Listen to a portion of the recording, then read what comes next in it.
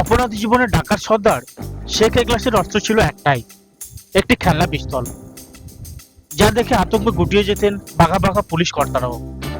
সেই ডাকাত জীবনের তথ্য ভিত্তি করেই তৈরি হয়েছে বহুরূপী সিনেমাটি।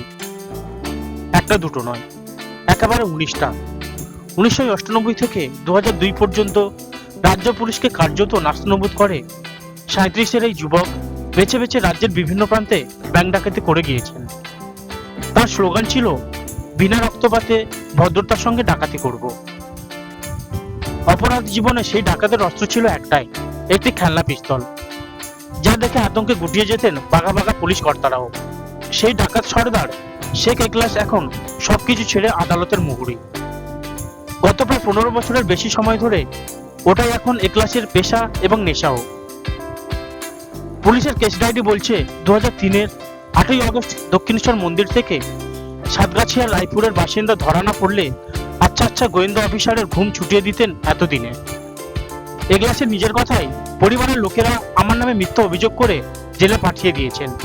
সেখানে পরিচয় হয় কাকিনাড়ার ব্যাংক ডাকাত শ্যামল চক্রবর্তীর সঙ্গে।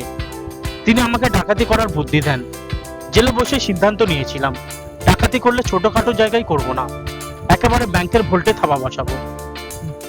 জামিন পেয়ে বাড়ি ফিরে বউ বাচ্চাদের খাবার কিনে দেওয়ার মতো টাকা ছিল না। এরপর শ্যামলের পরিকল্পনা অনুযায়ী কাজ শুরু করি। 1 থেকে 2, শেষ পর্যন্ত ডাকাতির সংখ্যাটা বেড়ে গিয়ে দাঁড়ায় 19-এ। তারপর ধরা পড়ে যায়। দলের এক সদস্য গাদ্দারি করেছিল আমার সঙ্গে। বর্তমানে 60 ঊর্ধ্ব এগলাসের 2টি হাতই প্রায় অকেজো। সেটা অবশ্য সেই ডাকাত জীবন থেকে। 2002 নাগাদ বহরমপুরের 55 তলার সমবায় ব্যাংকে 13 লক্ষ টাকা ডাকাতি করেছিলাম। হাতে একটা খেলনা পিস্তল এবং খেলনা বোমা নিয়ে ভয় দেখিয়ে উপস্থিত সকলকে বলি, আমরা বেকার ছেলে, কারো কোনো ক্ষতি চায় না, শুধু ব্যাংকের সিন্দুক থেকে টাকা নিয়ে চলে যাব।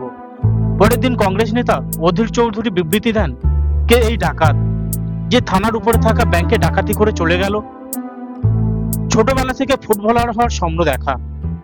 এগলাসের শেষ অপারেশন হাওড়ার উলুবেড়িয়ায়। সেখানকার সমবায় ব্যাংকে ডাকাতি করার সময় হাতে 25,000 টাকা নিয়ে দাঁড়িয়েছিলেন এক যুবক। তিনি এগলাসকে বলেন, আমার কাকার মেয়ের বিয়ের টাকা, উনি আসতে পারেননি তাই আমাকে তুলতে পাঠিয়েছেন। দলের সদস্যদের ডাকাত সর্দার নির্দেশ দেন, ওটা কাজের টাকা, কেউ নেবে না। এরপর যুবককে গেট খুলে বাইরে বের করে দেওয়া হয়। ওই ঘটনার পরে উলুবেড়িয়া থানার এক পুলিশ অফিসার নিজের নেটওয়ার্কে ডাকাত দলের মধ্যে সোর্স ফিট করে ফেলেন। দক্ষিণেশ্বর মন্দিরে ডেকে পাঠানো হয় এগলাসকে। সেখান থেকে গ্রেপ্তার করা হয় তাকে, ঠাঁই হয় সংশোধনাগারে। ওখানে বসেই আইন নিয়ে বিস্তর পড়াশোনা করেন তিনি। একদিন কাজের সূত্রে আলিপুর জেলে গিয়েছিলেন আইনজীবী জয়ন্ত নারায়ণ চট্টোপাধ্যায়।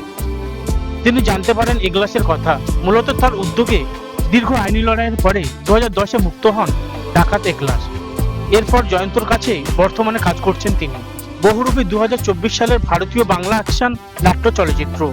এটি রচনা, পরিচালনা ও প্রযোজনা করেছেন নন্দিতা রায় ও শিবপ্রসাদ মুখোপাধ্যায়।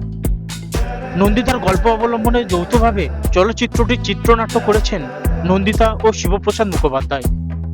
ছবিটির প্রযোজক উইন্ডোজ প্রোডাকশন। চলচ্চিত্রের মূল ভূমিকায় অভিনয় করেছেন শিবপ্রসাদ মুখোপাধ্যায়, আবির চট্টোপাধ্যায়, ঋতাভরী চক্রবর্তী, কৌশানী মুখোপাধ্যায়। চলচ্চিত্রে 1998 থেকে 2005 সালের মধ্যে ঘটে যাওয়া একাধিক বাস্তব ঘটনার উপর ভিত্তি করে নির্মিত হয়েছে। ইন্দ্রনাথ মারিক ছিলেন ছবির আলোকচিত্র পরিচালক, মলয় লাহা ছিলেন সম্পাদক। বহুরূপী 2024 সালের 8ই অক্টোবর পশ্চিমবঙ্গের বিভিন্ন প্রেক্ষাগৃহে মুক্তি পায়। 4 কোটি রুপি বাজেটে নির্মিত চলচ্চিত্রটি বক্স অফিসে প্রায় 18 কোটি রুপি আয়ের মাধ্যমে 2024 সালে সর্বাধিক আয় করা ভারতীয় চলচ্চিত্র ও সর্বকালের 3য় সর্বাধিক আয় করা বাংলা চলচ্চিত্র হয়ে ওঠে।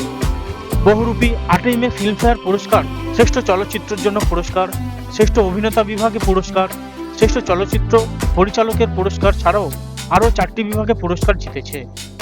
সমালোচক ও দর্শকরা চলচ্চিত্রটি ইতিবাচক প্রশংসা করেছেন।